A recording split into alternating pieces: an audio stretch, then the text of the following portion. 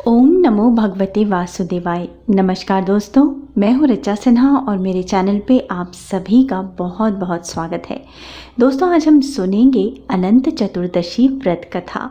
भाद्रपद माह के शुक्ल पक्ष की चतुर्दशी तिथि को अनंत चतुर्दशी का व्रत किया जाता है और इस वर्ष अर्थात 2022 में यह व्रत किया जाएगा 9 सितंबर शुक्रवार के दिन। अनंत चतुर्दशी के दिन भगवान श्री हरि की पूजा की जाती है। यह व्रत भाद्रपद माह के शुक्ल पक्ष की चतुर्दशी तिथि के दिन किया जाता है। इस व्रत में सूत या रेशम के धागे को लाल कुमकुम से रंग उसमें 14 गांठें लगा राखी की तरह अनंत बनाया जाता है। इस अनंत रूपी धागे को पूजा में भगवान पर चढ़ाकर व्रती अपने बाजू में बांधते हैं। पुरुष दाएं तथा स्त्रियां बाएं हाथ में अनंत बांधती हैं। यह अनंत हम पर आने वाले सब संकटों से हमारी रक्षा करता है। यह अनंत धागा भगवान विष्णु को प्रसन्न करने वाला तथा अनंत फल देने वाला होता है। यह व्रत धन पुत्र आदि की कामना से किया जाता है। इस दिन नए धागे के अनंत को धारण कर पुराने धागे के अनंत का विसर्जन कर देना चाहिए। अग्नि पुराण के अनुसार व्रत करने वाले को 1 सेर आटे की मालपुआ अथवा पूरी बनाकर पूजा करनी चाहिए तथा उसमें से आधा ब्राह्मण को दान दें और शेष को प्रसाद के रूप में बंधु बांधवों के साथ ग्रहण करें। इस व्रत में नमक का उपयोग निषिद्ध बताया गया है। यदि किसी व्यक्ति को अनंत रास्ते में पड़ा मिल जाए तो उसे भगवान की इच्छा समझकर अनंत व्रत तथा पूजन करना चाहिए। यह व्रत पुरुषों और स्त्रियों के समस्त पापों को नष्ट करता है। इस व्रत के प्रभाव से ही पांडवों ने अपने भाइयों सहित महाभारत का युद्ध जीता, अपना खोया हुआ साम्राज्य तथा मान सम्मान पाया। इस पूजा में यमुना, शेष तथा अनंत की पूजा की जाती है। इसमें कलश को यमुना के प्रतीक के रूप में, दुर्वा को शेष का प्रतीक तथा 14 गांठों वाले अनंत धागे को भगवान विष्णु के प्रतीक के रूप में पूजा जाता है। इसमें फूल, पत्ती, नैवेद्य सभी सामग्री को 14 के गुणक के रूप में उपयोग किया जाता है।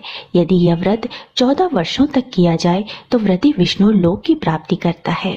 इस दिन भगवान अनंत की विधिवत पूजा करने के पश्चात अनंत चतुर्दशी व्रत कथा का श्रवण करें। कथा सुनने से पूर्व हाथ में पुष्प लें, भगवान श्री हरि का ध्यान करें और श्रद्धा पूर्वक भक्ति भावना से ओम नमो भगवते वासुदेवाय मंत्र का जप करते हुए कथा का श्रवण करें।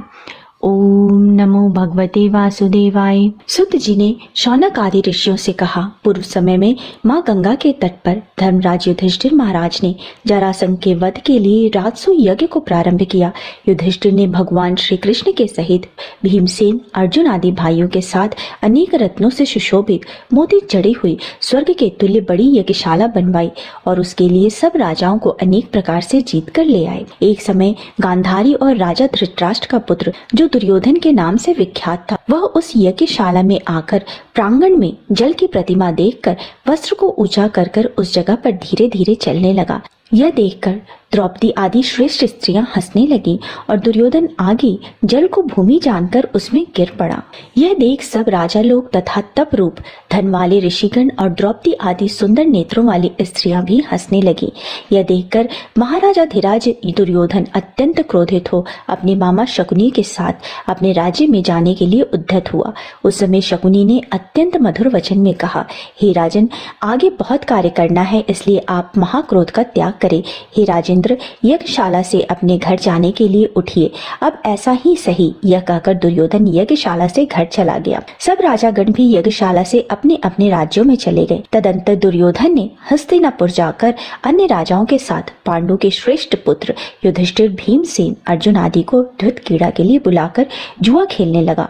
द्युत क्रीड़ा में उसने छल से पांडवों का संपूर्ण धन और राज्य आदि जीत लिया। तदंतर भ्राताओं सहित युधिष्ठिर महान विपत्तियों को प्राप्त हो जंगल में वंचिर के बीज जो विलप आदि हैं उनसे सदृश रहने लगे। पांडवों के इस समाचार को सुनकर श्री कृष्ण वहां गए।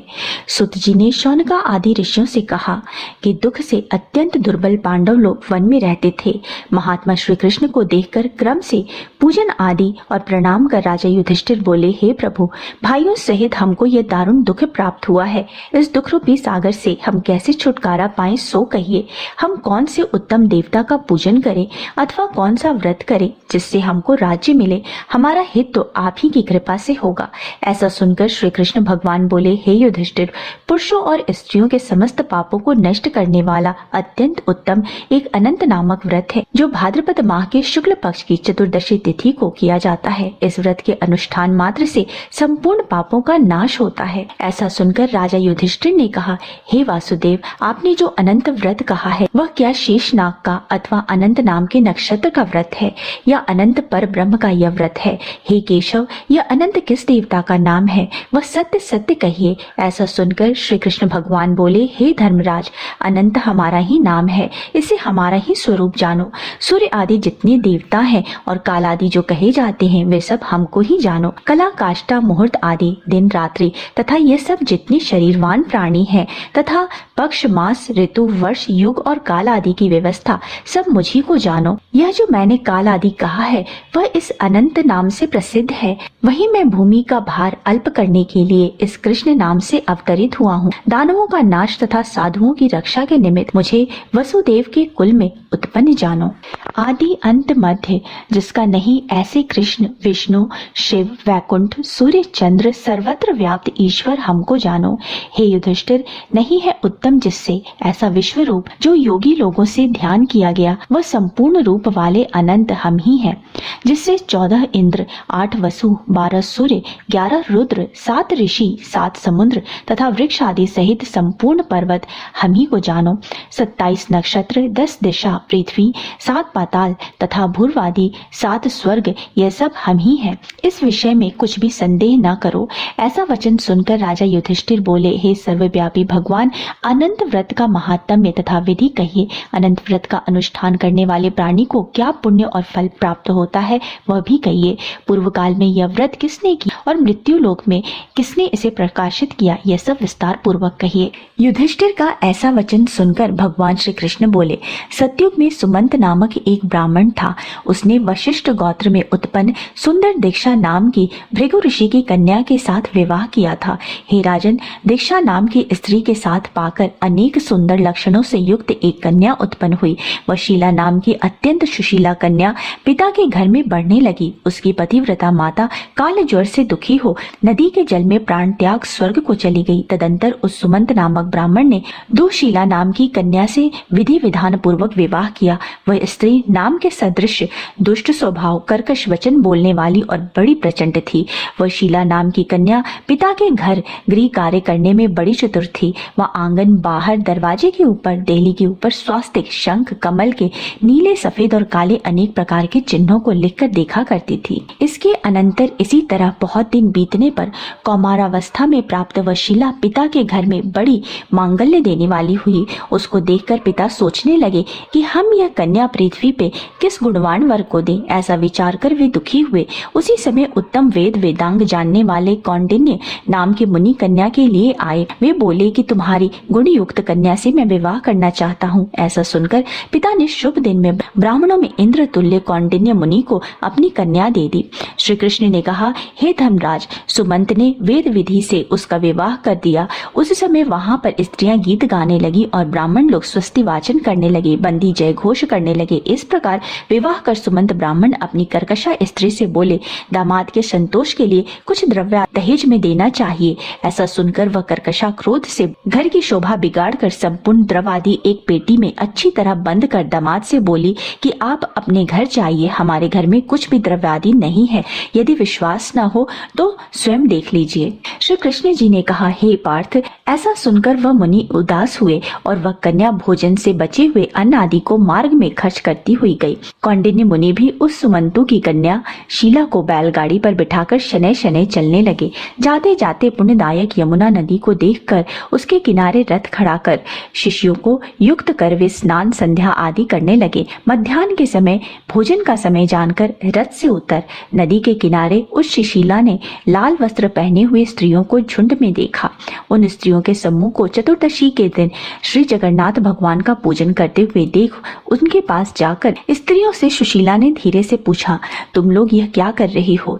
इस व्रत का क्या नाम है? ऐसा सुनकर वे स्त्रियां बोली, यह अनंत का व्रत है, हम अनंत भगवान को ही पूछते हैं। ऐसा सुनकर शीला बोली, मैं भी यह उत्तम व्रत करूंगी। इस अनंत अनंत व्रत की क्या विधि है और इस व्रत को किस प्रकार किया जाता है, इसमें क्या दान देना चाहिए, कौन देवता पूजे जाते हैं वो मुझे कहो। ऐसा सुनकर वे स्त्रियां बोली, हे शीले, उत्तम अन्न को एक सेर लेकर मालपुआ आदि पकवान बनाकर आधा ब्राह्मण को देवे और आधा स्वयं भोजन करे, फिर कृपणता न करते हुए शक्ति के अनुसार दक्षिणा देवे और यह व्रत नदी के तीर पर करे और भगवान हरि की कथा सुने।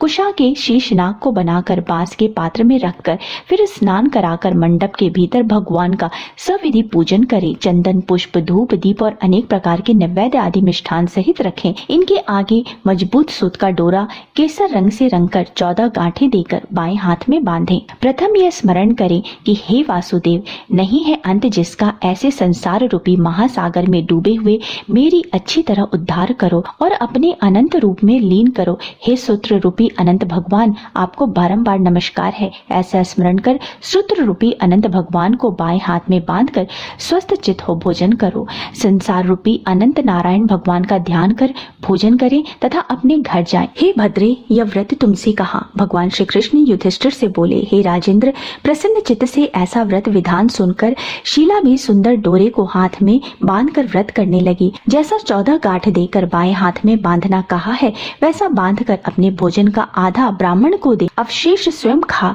फिर प्रसन्न हो पति के साथ बैलगाड़ी के द्वारा अपने घर को गई। तब से शुभ शगुनों पर विश्वास हो गया। वह अनंत व्रत करने से शीला का घर गोधन और धन्य धान से भरपूर हो गया।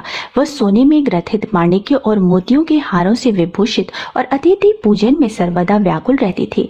सुख से रहकर वह मणि युक्त करधनी तथा मोतियों की माला से अलंकृत घर में पति के साथ उत्तम वस्त्र पहने सावित्री के समान सुशोभित थी। किसी समय पति ने बैठी हुई शीला के हाथ में बंधा सुंदर डोरा देखा और शीला से बोला कि हे शीले, डोरा क्या तुमने मुझे वश में करने के लिए बांधा है, इसका कारण कहो। ऐसा सुनकर शीला बोली, जिसके प्रसाद से संपूर्ण धन धान्य संपदा मनुष्य को मिलती है, वही यह अनंत हमने धारण किया है। भगवान श्री कृष्ण ने कहा, लक्ष्मी के मद में अंधा होकर शीला के ब्राह्मण पति ने शीला के वचन सुनकर उसके बांह से डोरे को जल्दी से तोड़ दिया। अनंत कौन है, ऐसा कहते हुए पाप कर्म करते हुए मूर्ख ने डोरा अग्नि में जला दिया। उधर शीला व्याकुल होकर हाहाकार करती हुई दौड़ी। उसने डोरे को लेकर दूध में डाल दिया। इस पाप कर्म से उसकी वह लक्ष्मी नष्ट हो गई। गौ आदि चोर ले गए, घर में आग लग गया, सारा धन नष्ट हो गया। जो जिस तरह से धन आया था उसी प्रकार से चला गया।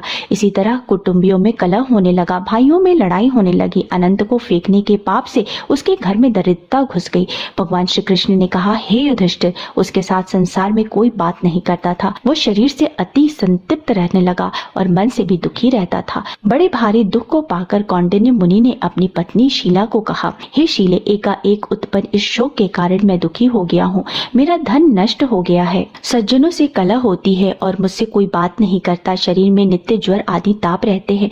चित्त में बड़ा ही खेद रहता है। इसका कारण क्या है, तुम जानती हो तो कहो, क्या उपाय है जिससे मेरा भाग्य अच्छा हो। ऐसा सुनकर शीला अपने पति से बोली, अनंत फेंकने के पाप कर्म के कारण ही यह हुआ है। हे महाभाग, इसके लिए उपाय करें, सब ठीक हो जाएगा। ऐसा कहने से ब्राह्मण मन से भगवान श्री हरि के शरण में गया। उसके अनंतर वह कौंडिन्य मुनि खेद को प्राप्त हो वन में गए। वहां वे उत्तम ब्राह्मण वायु का भक्षण कर तप करने की इच्छा से उस परमेश्वर का ध्यान करते हुए सोचने लगे कि जिसके प्रसाद से मुझे धन आदि मिला और उसके अपमान करने से मैं निर्धन होकर कष्ट को प्राप्त हुआ, मुझको अतिशय सुख दुख देने वाले परमेश्वर अनंत कहाँ है।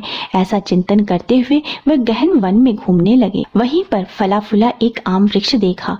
वह ऐसा था जिस पर एक भी पक्षी नहीं थे और करोड़ों कीड़े लगे हुए थे। उसने आम के वृक्ष से पूछा कि कहीं अनंत भगवान को देखा है तो कहो, मेरे चित्त में अतिशय दुख है। यह सुनकर आम का वृक्ष बोला, हे ब्राह्मण, मैंने अनंत भगवान को नहीं देखा। यह सुनकर वह दुखी होकर चल दिए और अनंत भगवान को कहाँ देखें ऐसा विचार करता हुआ घूमने लगे। इतने में बछड़े सहित गौ को देखा जो वन के मध्य में इधर उधर दौड़ रही थी। भगवान श्री कृष्ण ने कहा, हे पांडव, वह ब्राह्मण गौ से बोला कि तुमने कहीं अनंत भगवान को देखा है। इसके बाद गौ बोली, हे कौंडिन्य, मैं अनंत भगवान को नहीं जानती। इसके बाद आगे जाकर घास पर बैठे हुए वृषभ को देखकर उससे पूछा, हे गौपति, तुमने अनंत भगवान को कहीं देखा है। बैल बोला, मैंने अनंत भगवान को नहीं देखा। इसके बाद आगे जाकर बड़ी सुंदर 2 पुष्करणी देखी। उन तालाबों का जल उसमें से इसमें और इसमें से उसमें आता जाता हुआ अनेक प्रकार का कोलाहल करता हुआ कमल, कन्हार, कुमुद आदि पत्तों से युक्त होकर शोभायमान हो रहा था। भ्रमर, हंस, चकोर, बगुला आदि पक्षियों से सेवित उस व्यापी को देखकर ब्राह्मण ने उन दोनों पुष्करणियों से पूछा, तुम लोगों ने अनंत भगवान को कहीं देखा है? यह सुनकर वे दोनों बोली, हे द्विज, हमने अनंत भगवान को नहीं देखा। आगे जाकर उसी तरह एक हाथी और एक गड्ढब देखा। उन दोनों से भी ब्राह्मण ने पूछा, क्या आप लोगों ने कहीं अनंत भगवान को देखा है? ऐसा पूछकर ब्राह्मण निराश हो उसी जगह बैठ गया। हे राजन, वह कौंडिन्य जीवन से निराश हो बड़ा विकल हुआ, गर्म ऊर्ध्व श्वास लेकर भूमि पर गिर पड़ा। फिर वह ब्राह्मण होश में आकर, हे अनंत, ऐसा कहते कहते उठकर चित्त में यह निश्चय करता हुआ कि अब मैं जरूर प्राण त्याग दूंगा। भगवान श्री कृष्ण ने कहा, हे धर्मराज, उस ब्राह्मण ने प्राण देने के लिए वृक्ष में फांसी लगा लिया। उसी समय दयाद्र हृदय भगवान अनंत भी प्रत्यक्ष हो गए। वृद्ध ब्राह्मण का रूप धारण कर बोले, यहाँ आओ। यह कहकर उस कौंडिन्य का हाथ पकड़कर गुफा में ले गए। उस गुफा में कौंडिन्य मुनि ने एक नगर देखा जिसमें बड़े ही रूपवान स्त्री पुरुष विद्यमान थे और शुभदायक दिव्य सिंहासन पर भगवान बैठे थे, जिसके अगल बगल शंख, चक्र, गदा, पद्म और गरुड़ शोभायमान हो रहे थे। कौस्तुभ मणि धारण किए, वनमाला आदि से अनेक प्रकार के आभूषण धारण किए हुए विश्व रूप अनंत भगवान को उस कौंडिन्य मुनि ने देखा। अतिशय प्रकाशवान स्वरूप वाले भगवान को देखकर उनके आगे ऊंचे स्वर में बोला, हे प्रभु, आपकी जय हो। ऐसा कहकर तथा प्रणाम कर बोला कि हे नाथ, हे पुंडरीकाक्ष, हम पाप कर्म करने वाली हमारी आत्मा पाप रूप है और हम पाप से ही उत्पन्न हुए हैं, रक्षा करें। आप मेरे संपूर्ण पापों को हरने वाले हैं। उस मुनि के वचन सुनकर अनंत देव भी बड़े कोमल वचन से बोले, हे विपेंद्र, मत डरो, जो तुम्हारे मन में हो उसे कहो। ऐसा सुनकर कौंडिन्य मुनि बोले, हे प्रभु, मैंने धन से उन्मत्त होकर अनंत का डोरा तोड़ दिया। उस पाप कर्म से मेरा सारा धन नष्ट हो गया। घर में अपने कुटुंबियों से कलह होता है, जिस कारण मुझसे कोई बात नहीं करता। इस तरह दुखी होकर आपके दर्शन के लिए इच्छा से मैं वन में भटक रहा हूँ। हे देवेंद्र, आपने कृपा कर अपना दर्शन दिया। अब मुझ पर दया करके इस पाप की शांति का उपाय बताएं। श्री कृष्ण महाराज ने बोला, हे युधिष्ठिर, भक्ति से प्रसन्न हो देवता क्या नहीं देते। ऐसा उत्तम ब्राह्मण का वचन सुनकर अनंत भगवान कहने लगे, हे कौंडिन्य, तुम विलंब मत करो, अपने घर जाओ और भक्ति से 14 वर्ष तक अनंत का व्रत करो। इससे संपूर्ण पाप से छूटकर पुत्र पौत्र को उत्पन्न कर इच्छित भोगों को भोग कर उत्तम सिद्धि को प्राप्त होगे। अंत में मेरा स्मरण कर मुझको बिना संदेह प्राप्त कर सकोगे। हम संपूर्ण लोगों के कल्याण के लिए तुमको वरदान देते हैं। यह शीला का अनंत व्रत आदि श्रेष्ठ आख्यान और कल्याण करने वाला अनंत व्रत जो प्राणी सुनकर किया करेंगे, वे शीघ्र पापों से छूटकर परम गति को प्राप्त होंगे। अनंत देव ने कहा, हे ब्राह्मण, मेरे पास जिस मार्ग से तुम आए हो उसी मार्ग से तुम जल्दी से घर जाओ। ऐसा सुनकर कौंडिन्य मुनि बोले, हे स्वामी, मैं जो पूछना चाहता हूँ उसे बताइए। जंगल में घूमते घूमते मैंने कुछ कौतुक देखा। हे जगत गुरु, वह कहो, वह आम का वृक्ष कौन था? वह गौ कौन था? वह वृषभ कौन था? और कमल, कुमुद, कन्हार से सुशोभित परम सुंदर बड़े जंगल में मैंने 2 पुष्करिणी देखी, सो कौन थी? वह गधा कौन था? वह हाथी कौन था? और उत्तम वृद्ध ब्राह्मण कौन था? अनंत देव बोले, वह आम वृक्ष वेद विद्या को अच्छी तरह जानने वाला एक ब्राह्मण था। उसने शिष्यों को विद्या नहीं दी, जिसकी वजह से वह वृक्ष बना। और जो गौ देखी थी वह बीज को खाने वाली धरती रही। और जो घास पर बैठा वृषभ देखा वह सत्यनारायण धर्म था। और दोनों पुष्करिणी धर्म अधर्म की व्यवस्था देखने वाली थी। धर्म अधर्म आदि जो कुछ भी परस्पर देती और लेती रह तथा वेद पाठ करने वाले ब्राह्मणों को नहीं दिया करती, भिक्षुकों को भिक्षा नहीं देती थी। इस पाप कर्म से दोनों का जल आपस में इधर उधर होता है। गधा जो देखा वो क्रोध था और वह हाथी जो देखा वो अभिमान था। वह ब्राह्मण जो देखा सो अनंत हम है। जो गुफा रही वह कठिन संसार था। अनंत देव ऐसा कहकर उसी जगह अंतर्ध्यान हो गए। यह सब स्वप्न के समान देखकर उस जगह से मुनि अपने घर को आए और 14 वर्ष तक अनंत व्रत कर जैसा अनंत देव ने कहा था वह सब सुख भोग कर अंत में वह अनंत देव का स्मरण कर लेकर अनंत लोक को चले गए।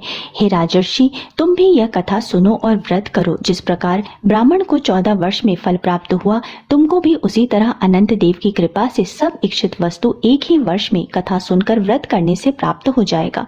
हे राजन, व्रतों में उत्तम व्रत मैंने कहा, जिसको सुनकर प्राणी सब पापों से छूट जाता है, इसमें संदेह नहीं है और हरि चरण को प्राप्त होता है। हे कुरुकुल में उत्पन्न युधिष्ठिर, जो शुद्ध विचार वाले प्राणी संसार रूपी गुफा में सुख से फिरने की इच्छा करते हैं, वे तीनों लोकों के स्वामी अनंत देव का पूजन कर डोरे को दाहिने हाथ में बांधते हैं। सभी जन मिलके बोलो, अनंत भगवान की जय, भगवान विष्णु की जय, लक्ष्मी नारायण की जय। ओम नमो भगवते वासुदेवाय। दोस्तों, उम्मीद है आपको मेरा आज का वीडियो पसंद आया होगा। अगर वीडियो पसंद आया है तो वीडियो को लाइक कर दीजिए, परिवारजनों के साथ, दोस्तों के साथ शेयर कीजिए और मेरे चैनल को सब्सक्राइब करना मत भूलिए। मिलते हैं अगले वीडियो में, तब तक स्वस्थ रहिए, सुरक्षित रहिए और अपना बहुत बहुत ध्यान रखिए। जय माता दी।